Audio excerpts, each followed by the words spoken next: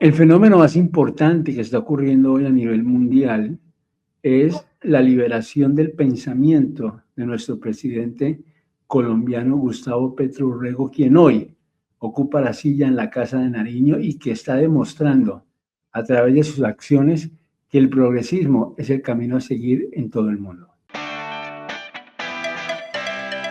¿Qué está pasando en Colombia? Mire, lo más teso que yo sé son cosas de un expresidente colombiano.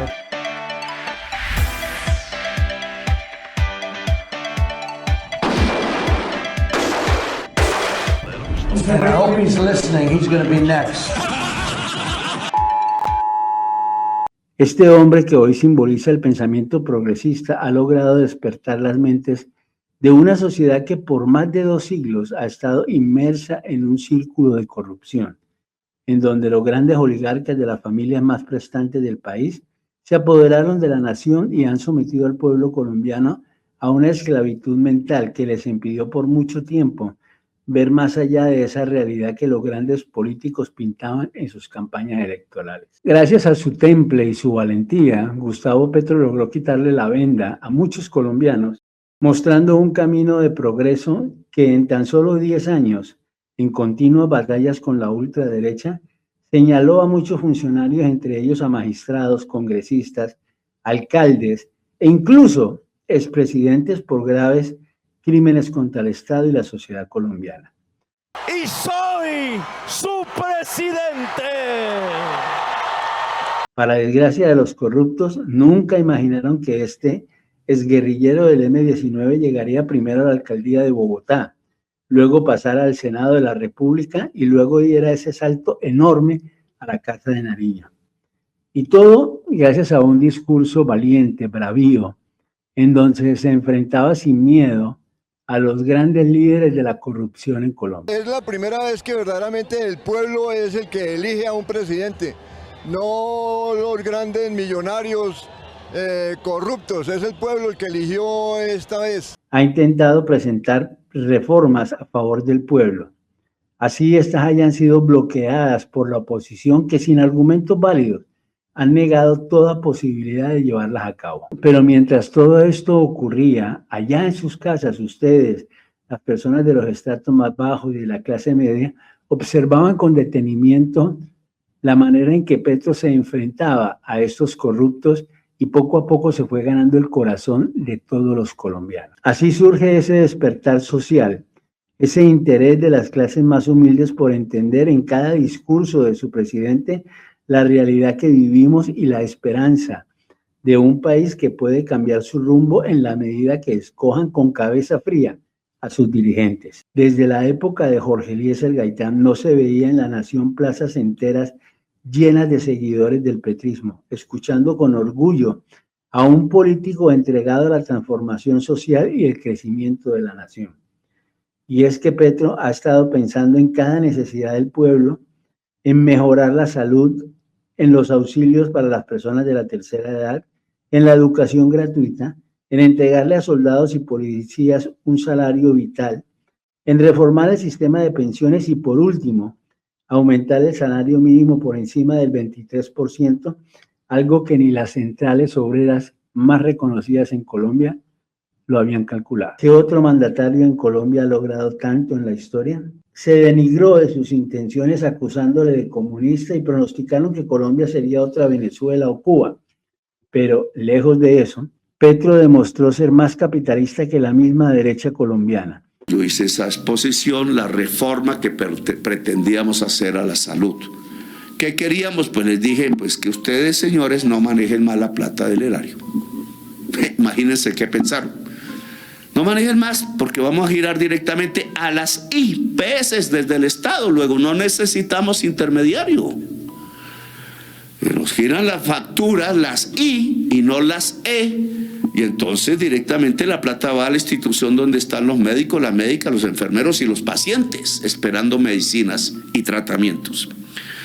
Pero señores, recibieron eso y en vez de discutir con nosotros la transición o el apoyo, pensando o creyendo falsamente el presidente que se habían dado cuenta que ese sistema no funcionaba y que tocaba cambiarlo porque venía de liquidación en liquidación, Pues los señores simplemente no sonrieron y se prepararon para robarse de manera más grande la nueva EPS en el 2023.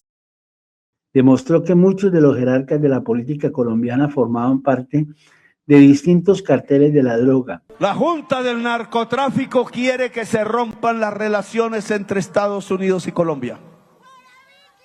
Y lo está logrando. Su influencia en los políticos colombianos que van a suplicar a la extrema derecha de los Estados Unidos hoy con mucha fuerza, lamentablemente, está logrando la ruptura de las alianzas que se habían construido para perseguir el narcotráfico en el mundo. También dejó en evidencia los nexos entre los grandes empresarios del país con líderes políticos, los cuales financiaban para obtener jugosos contratos con el Estado. Petro puso al desnudo una realidad política que nadie se atrevía a señalar por temor a ser asesinado por las élites de la derecha. En vista de que no podían derrotarlo por los medios legales, la ultraderecha en cabeza del Centro Democrático fueron hasta Estados Unidos para usar sus influencias con altos personajes de la política republicana, acusando a Petro de ser parte de un cartel inexistente, llamado el Cartel de los Soles, y exigiendo a los parlamentarios cercanos a Donald Trump que, así como habían logrado sacar a Nicolás Maduro de Venezuela, de igual manera deberían venir a Colombia y derrocar a Petro.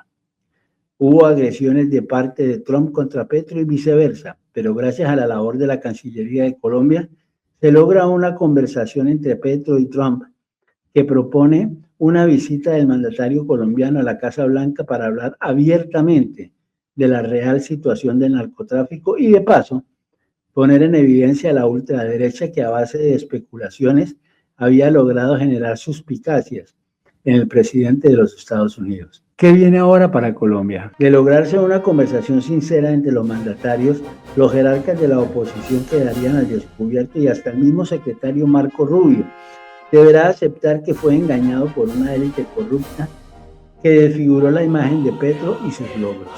Ante esta derrota del Centro Democrático y la derecha colombiana, es evidente cómo quedó demostrado que el progresismo es hoy en Colombia el movimiento más grande que jamás haya llenado tantas plazas y con más seguidores en la historia de todo el país. Lo que significa que para las elecciones 2026 el triunfo de Iván Cepeda es una realidad que deben afrontar la oposición, pero hará lo que sea necesario para lograr mayorías en el Congreso, buscando seguir la línea del bloqueo institucional que usaron contra Petro. Pero la sociedad colombiana ya no se deja enredar tan fácilmente. El colombiano de a pie ya piensa, ya evalúa, ya cuestiona y ante todo siente que es libre de votar sin compromisos políticos y solo dejándose llevar por su sentido común. Estamos ante el cambio más grande que pueda presentar un país en su manera de decidir el futuro. Estamos ante la posibilidad de crecer como individuos, como sociedad y como país, generando un claro ejemplo para otras naciones que también anhelan un cambio real. Amigo colombiano, estamos a puertas de convertir al país en una potencia del turismo, en una potencia de la agricultura, en donde aquellos productos que hace años dejaron de producirse y mucho menos de exportarse, puedan llegar a diferentes países en Europa, Asia, incluso Estados Unidos. Un país con fuentes alternas de energías limpias que cuida con esmero sus bosques y selvas.